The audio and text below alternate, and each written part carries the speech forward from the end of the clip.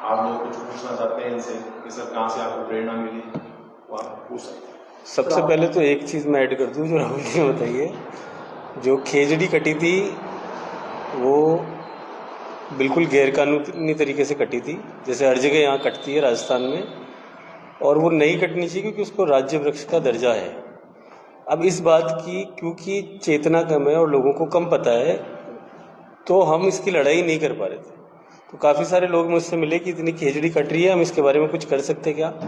तो high court में हमने अपील करी, हाई कोर्ट से बहुत अच्छी फटकार उनको पड़ी जो भी कंपनीज की खेजड़ी काटती हैं, और जो 4 गुना राहुल जी ने बताया, वो 4 गुना का नियम बदल के उसको 20 गुना भी कर दिया है।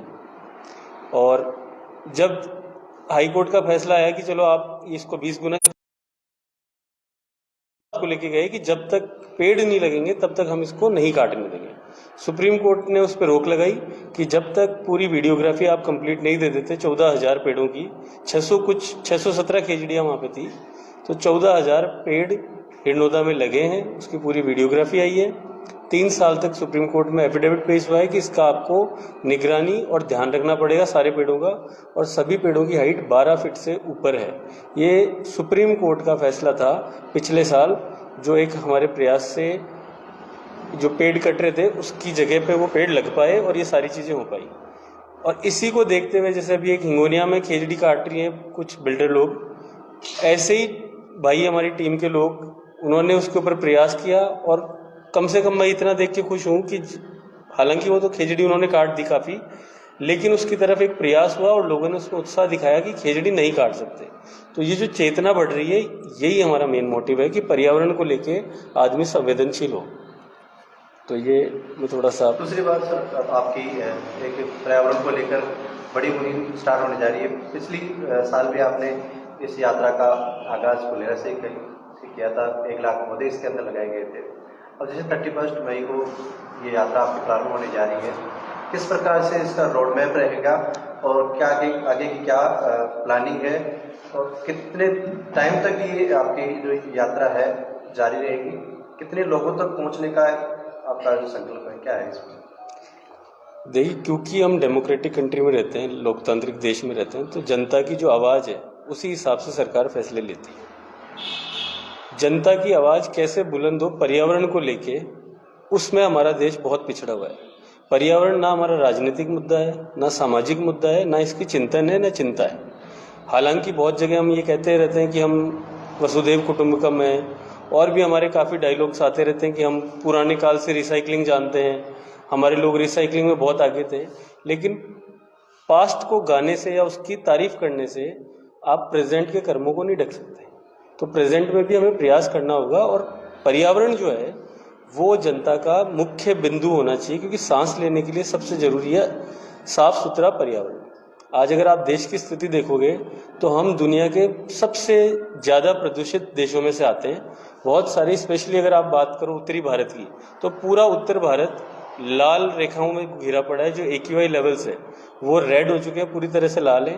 और AQI लेवल्स अगर रेड पे हम जी रहे हैं तो हमारे बच्चों को ब्रोंकाइटिस, अस्थमा, सांस, ऐसी सारी दिक्कतें आपको देखने को मिलेगी, और आपको बहुत सामान्य मिलेगी। दूसरी जो समस्या है वो हार्ट अटैक की। आपको बहुत ज़्यादा हार्ट अटैक्स देखने को मिलेंगे। आप आजकल हर जगह सुनते हैं कि 40 की उम्र में, 45 की उम्र में लोगों को ऐसे ही अटैक आ रहे हैं। उसका जो केंद्र बिंदु है वो है प्रदूषण और पर्यावरण की तरफ हमारे ध्यान नहीं देना। तो जो पेड़ लगाने की मुहिम है, जो रैली निकालने की मुहिम है, या जो हमारे प्रयास है, हमारे प्रयास में पेड़ लगाने से भी ज़्यादा जरूरी है कि लोगों को इस चीज़ का चेतना और संवेदनशील हो कि पर्यावरण को हमें कितना बचाना जरूरी है, और पर्यावरण बचेगा तो हम आगे बढ़ पाएंगे, आगे हम जी पाएंगे, हमारे बच्चे स्वस्थ ले पाएंगे। तो इसीलिए ये जो इस साल की रूपरेखा है उसके अंदर हम पहले ही दिन अवेयरनेस कैंपेन कर रहे हैं, जिसके अंदर गांव-गांव, कस्बे-कस्बे जाके हम लोगों को बताना चाहते हैं कि पर्यावरण हमारे लिए बहुत महत्वपूर्ण है, और आपको इन सबको मिलके, हम सबको मिलके इसके बारे में काम करना होगा। इसके बाद में जो दूसरा चरण हमारा इस वर्ष शुरू होगा 1 लाख पेड़ों में, उसमें फिर हम छोटे छोटे गाँवों में जाके हर जगह पे, स्कूल में, पंचायत में और जगह जगह जहाँ जहाँ हमें सुविधाएं मिलेगी, जहाँ जहाँ सिक्योरिटी मिलेगी, जहाँ जहाँ लोग मिलेंगे कि हम ध्यान रखेंगे, वहाँ वहाँ हम जाके पेड़ लगाएंगे और उनका ध्यान रखेंगे। लेकिन शुरुआत जो है वो बड़ी यात्रा से कर रहे हैं, ताकि सबको पता लगे कि पर्यावरण की तरफ हमें कदम उठाने होंगे। अगर मैं 1 लाख पेड़ लगा रहा हूँ तो 1 पेड़ 2 पेड़ जो भी आप लगा सकते हो वो आप लगाओ, और लोगों की इस तरफ चेतना बढ़नी शुरू हुई है।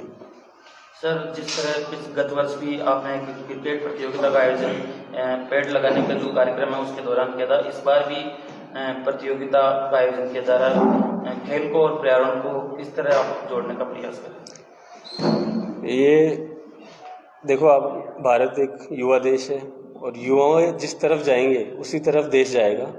तो युवाओं को क्रिकेट से बहुत प्रेम है और गांव-गांव में, डांडी-डांडी में क्रिकेट के टूर्नामेंट हो रहे हैं। तो ये हमारी एक कोशिश थी कि कैसे भी युवाओं को पर्यावरण से जोड़ा जाए। तो जो क्रिकेट टूर्नामेंट हो रहे थे तो काफ़ी मेरे मित्र मेरे से मिलने आए, दोस्त भाई सारे। तो हमने देखा कि क्यों ना क्रिकेट को पेड़ के साथ जोड़ दिया जाए। तो आज जहाँ भी क्रिकेट टूर्नामेंट हो रहे हैं वहाँ पे हम ओपनिंग डे पे एक अच्छी सेरेमनी रखते हैं, जिस दिन उद्घाटन होता है आपकी लीग का, और वहाँ पे हज़ारों लोगों की संख्या आती है। उन सबको 1-1 पेड़ देते हैं। फिर मैन ऑफ द मैच होता है, टूर्नामेंट होता है, हर मैच के अंदर पेड़ दिए जाते हैं। तो एक पूरा माहौल चलता है, एक पूरा महीना, जैसे मान लो उत्सव हो रहा हो पर्यावरण का क्रिकेट के माध्यम से। और क्रिकेट भारत में बहुत बड़ी चीज़ है, बहुत बड़ा खेल है। उसको जो इकोनॉमिक सिचुएशन है क्रिकेट की वो भी काफ़ी अच्छी है, हम दुनिया के सबसे अमीर बोर्ड्स में आते हैं। तो अगर हम क्रिकेट को सफलतापूर्वक पर्यावरण के साथ जोड़ दें तो मैं मानता हूं कि हम पर्यावरण को बचाने में बहुत हद तक सफल हो पाएंगे। और आपने देखा होगा कि आजकल IPL जो है, जो सबसे बड़ा मंच है क्रिकेट का पूरे भारत में, उसमें भी डॉट बॉल पे पेड़ आना शुरू हो गया है। तो ये देख के बड़ी खुशी होती है। और छोटे छोटे प्रयास हमें नहीं पता चलता, लेकिन वो बहुत बड़े लेवल तक असर लाते हैं। आप ये जो पेड़ लाने की मुहिम देख रहे हैं, इससे बहुत पहले हमने क्रिकेट को पेड़ों से जोड़ दिया था और यही आइडिया है जो आगे तक गया है। डॉट बॉल पे जो पेड़ लगना शुरू हुआ है वो बहुत बड़ी अवेयरनेस का काम कर रहा है। और आप देख रहे हो कि पर्यावरण को लेके क्रिकेट और BCCI काफ़ी इसके अंदर संलग्न है। तो ऐसा ही हमारा आइडिया था कि खेलों के माध्यम से चेतना को बढ़ाया जाए।